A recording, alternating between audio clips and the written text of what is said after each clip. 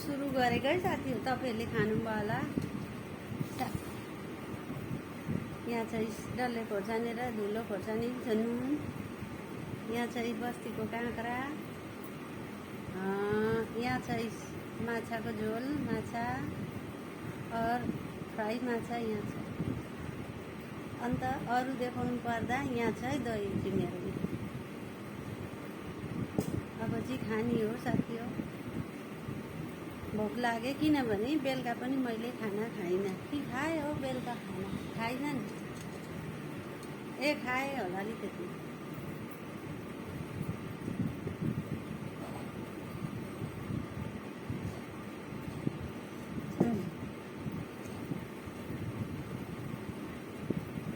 साथी हो म खाना खाएला।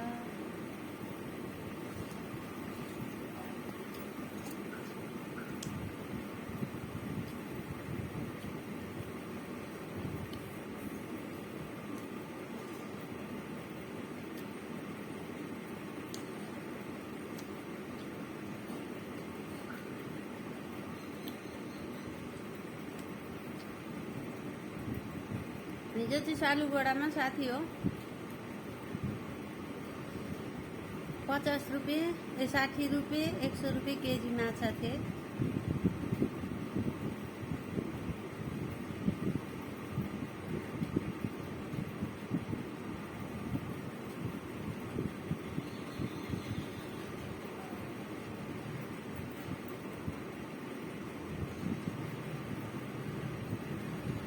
आज फेरि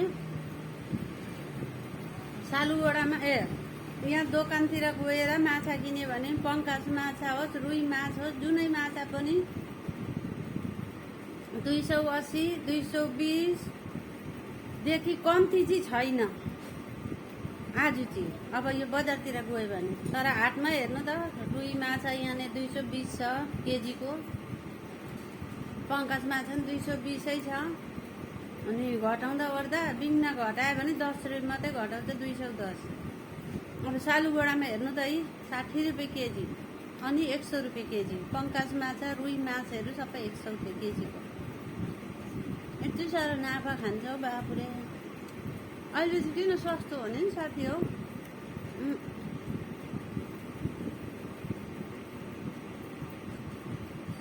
साउन महिना लाग्यो नि त। अन्त साउन महिनाले गर्दाखेरि चाहिँ नि अब मान्छेले त्यति खाँदैन, साउन बार्छ अनि सस्तो भयो।